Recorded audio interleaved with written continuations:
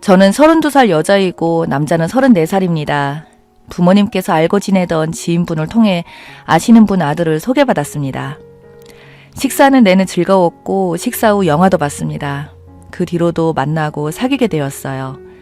연애 과정에서 남친의 행동 문제로 몇 번 뭐라고 한 것 외에는 크게 싸운 적이 없어 그럭저럭 잘 만나왔고 그렇게 지내다가 그 집 여동생이 먼저 결혼을 했습니다. 결혼 얘기까지 하는데 사돈이 될 집이라면 청첩장을 보내는 게 맞는 게 아닐까요?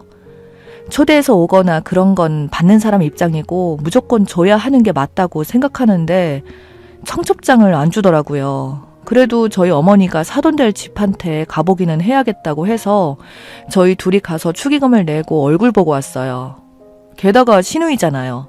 사돈 될 집에서 결혼식에 와줬으면 그 다음 날이라도 고맙다고 저희 부모님께 전화라도 해야 하는 게 맞지 않나요?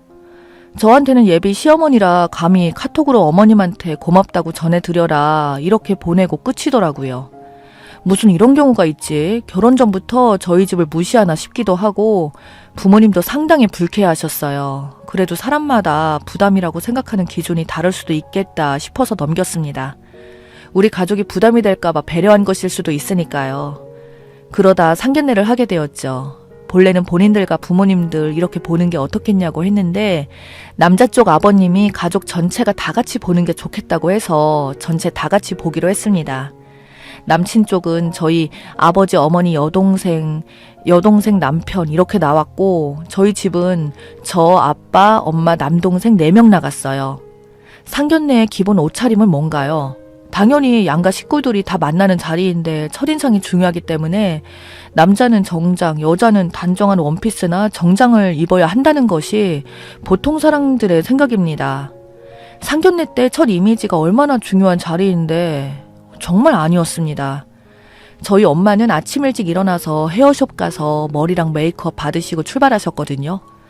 가족들 모두 정장을 입었습니다. 그런데 남자친구 쪽은 약속 시간도 20분이나 늦으면서 아버지는 야상 자켓에 어머니는 머리도 안 말고 화장도 안 하고 가디건을 입고 오셨고 여동생이라는 분의 남편이라는 사람은 흰색 라운지 티에 회색 가디건 커플룩으로 입고 왔습니다.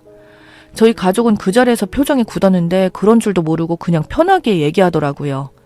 신혼집 문제는 저와 남친이 모아둔 돈에 저희 집에서 1억, 남친 집에서 4천 이렇게 보태주시기로 먼저 얘기가 되어 있는 상태였어요.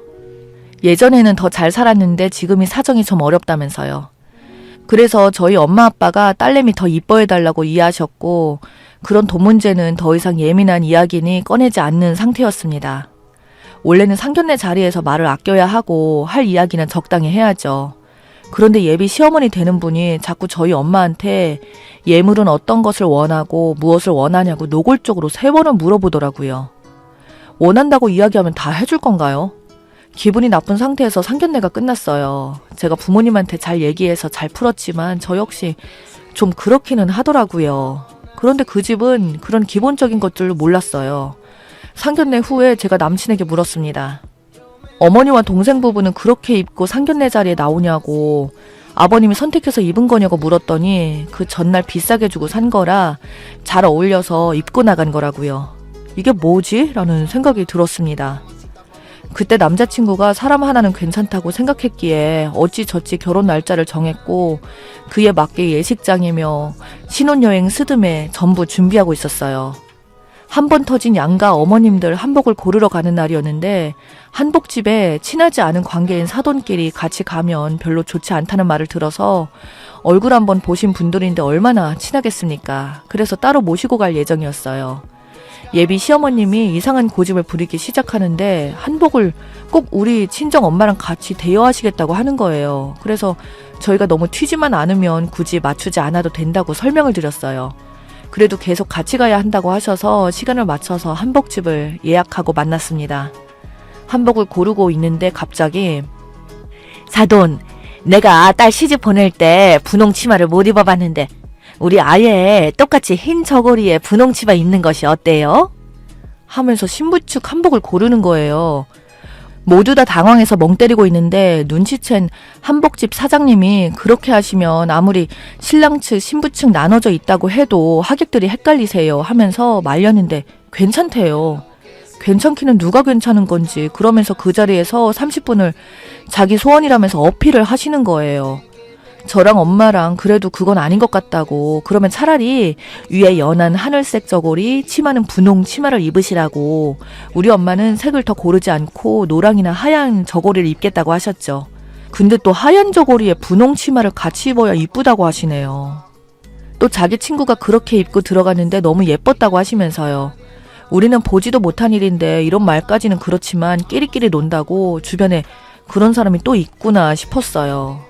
게다가 한복집에서 구매 말고 대여하는 건 한 벌씩밖에 없어서 같이 입을 수도 없었고요. 계속 마음에 드는 것이 없다며 너무 촌스럽다고 하면서 태클을 걸더니 한복집에는 괜찮은 한복집이 또 있으니 거기 가보라고 하시면서 나갔으면 했는데 정말 너무 창피했어요. 게다가 나오는데 한복집 사장님이 저한테 귓속말로 시어머니 때문에 힘들 것 같아요 하시더라고요. 나와서 다른 한복집 2군데 더 가봤더니 결국 못 골랐어요. 원래 끝나고 아버님들도 다 오셔서 같이 저녁을 먹으려고 했거든요. 만나서 잘 고르려고 하는데 저 얘기를 하시더라고요. 아버님들도 그 얘기를 들으셨는데 도저히 안 되겠다며 돈 드릴 테니 대여 말고 그냥 새로 맞추자는 거예요. 그 자리에서 대답하지 않고 해줬어요. 오면서 차 안에서 우리 엄마가 얘기하다가 우시더라고요. 여태 살면서 오늘처럼 창피한 적이 없다면서. 화를 누를 수 없어서 눈물이 다 난다고요. 엄마가 저러시니 저도 마음이 돌아서려고 했습니다. 그런데 예비 시어머니는 또 그날 집에 가시다가 발을 헛디디셔서 급하게 응급실을 갔는데 팔도 부러지고 갈비뼈가 나가고 발목도 삐끗해서 인대가 나갔다는 겁니다. 적어도 2달은 병원에서 입원하셔야 한다고 했어요. 그래서 알겠다고 병간호 잘하고 나중에 얘기하자고 했고, 제가 병문안 온다는 그런 얘기를 안 하니 이상했는지 만나자고 연락이 왔어요. 만나서 얘기하자고 자기 아버님도 한복을 그렇게 하는 건 아닌 것 같아서 그냥 대여하기로 했다고 하더라고요. 정말 너무 미안하고 자기가 면목이 없다고 그렇게 얘기를 하길래 이 사람이 무슨 죄인가 안타까운 생각이 들어서 한복 사건은 그렇게 마무리됐어요. 그러다 예물 예단을 하면서 정말 결정적인 사건이 터졌습니다. 우리 부모님은 딸내미 시집 보낸다고 남부럽지 않게 해서 보내려고 예단비 안 보내고 시댁 부모님께 양쪽 시외 할머니 댁에 입을 좋은 것을 보내셨어요. 근데 예단비라고 하면 200만 원 돌아왔더라고요. 저희 엄마는 그 형편에 결혼 준비하려고 하다 보면 여건이 안 되는 경우도 생기니 이해하자고 하셨습니다. 근데 예물은 14K로 된 한 세트가 있는 거예요. 저는 시댁에는 더 좋은 걸로 해줬거든요. 근데 이게 맞나, 어떻게 부모님께 말씀을 드려야 하나 하고 있는데 그 다음날 예비 시어머니가 회사에 있는 저를 불러내시더라고요. 줄 것이 있다며 내미시는데 시집간 사람들만 받는다는 그 이름도 유명한 샤넬백이었어요. 압구정 현대백화점 매장에서 800만 원이고 어렵게 구한 한정판 모델이라고 몇 번을 말씀하시는데 생색을 내더라고요. 우리도 며느리에게 이 정도는 해줄 수 있다고요. 나중에 꼭 들어보고 나오라고 하더라고요. 명품백에 대해 1시간을 그 얘기를 하셨어요. 네네 알겠어요. 감사합니다를 몇 번 이야기했는지 모르겠습니다. 저는 명품백에는 관심이 없었어요. 뭐든 나한테 맞고 예쁘면 되는 거 아닐까요? 그래도 저를 이렇게 챙겨주시니 좋았는데 똑같은 생색을 2시간이나 듣고 있으려니 좀 지겹기는 했어요. 그냥 받지 말까 생각이 들 정도로요. 집에 들고 가서 엄마 아빠에게 14K 세트랑 샤넬백을 자랑하고 물론 백을 나름 살펴봤어요. 파우치도 고급지게 되어 있었고 디자인이 정말 이쁘기는 이쁘더라고요. 근데 샤넬 로고를 자세히 보니 기스가 있는 것이 보이는 게 아니겠어요? 명품백은 보수를 잘하겠죠. 그 기스가 너무 눈에 띄었어요. 비싼 가방인데 이래서는 좀 들기가 그랬어요. 시어머니가 말한 백화점 매장으로 갔고 매장 직원에게 가방을 보여주며 기스가 난 로고 부분을 설명했어요. 직원이 이 정도 스크래치면 교환이나 환불이 가능하다고 하셔서 잠시 기다려달라고 하더라고요. 한정판으로 나온 모델이라 교환은 어려울 수 있다는 친절한 설명과 함께요. 한정판이 맞나 보다 하고 기다리고 있었습니다. 잠시 뒤 직원분이 나오더니 고객님 어디에서 선물 받으신 건가요? 하고 묻더군요.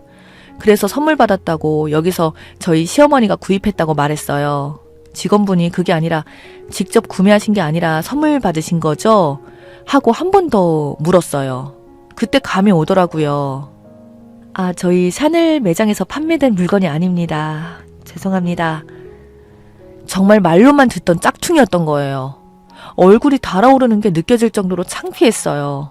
그 직원이 죄송할 것이 뭐가 있나요? 그 순간 가슴 깊이 있었던 응어리가 올라왔어요. 결혼 준비하면서 지금까지 저를 그리고 우리 집을 우습게 봤던 시어머니 행동들이 떠오르더라고요. 진짜 이건 아닌 것 같은데 만약 이대로 결혼이라도 하게 된다면 제 결혼 생활이 어떻게 될지 뻔히 보이기도 했고요. 그날 이후 남친에게 전화가 왔어요. 저녁을 먹자고요. 그래, 뭔가 잘못된 거겠지. 가서 물어나 보자 싶어서 저녁에 그 집으로 갔습니다.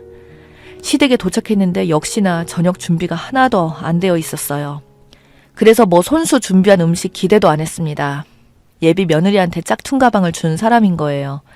이것을 어떻게 말을 꺼낼까 하던 찰나에 예비 시어머니가 저에게 예물은 마음에 드냐며 샤넬백 얘기를 먼저 하는 거예요. 마음에 안 들 리가 없다면서 웃으셨습니다. 정말 더 이상 참을 수가 없었어요. 샤넬백 얘기를 꺼낸 시어머니께서 보여주면서 어머니, 이 가방 어디서 사신 거예요? 말씀하신 백화점 맞아요? 그럼 거기가 우리나라에서 2번째도 크잖아.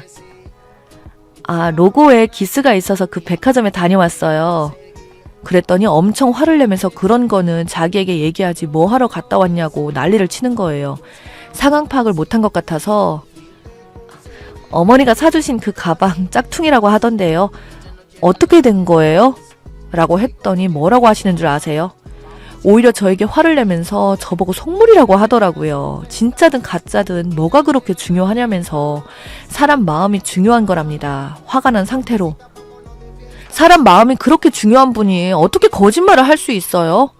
마음이 중요하죠. 사람이 마음에서 우러나면 행동 거지를 바르게 하는 거예요. 우리 집을 조금이라도 생각했다면 어떻게 이런 행동을 하세요? 정말 너무한 거 아니에요? 그랬더니 남친이 제 팔을 잡아 흔들면서 저보고 미쳤냐고 하더라고요. 미쳤냐고? 마마 보이니? 미친 건 너랑 네 엄마야. 지금 상황이 어떻게 돌아가는지도 하나도 모르겠어?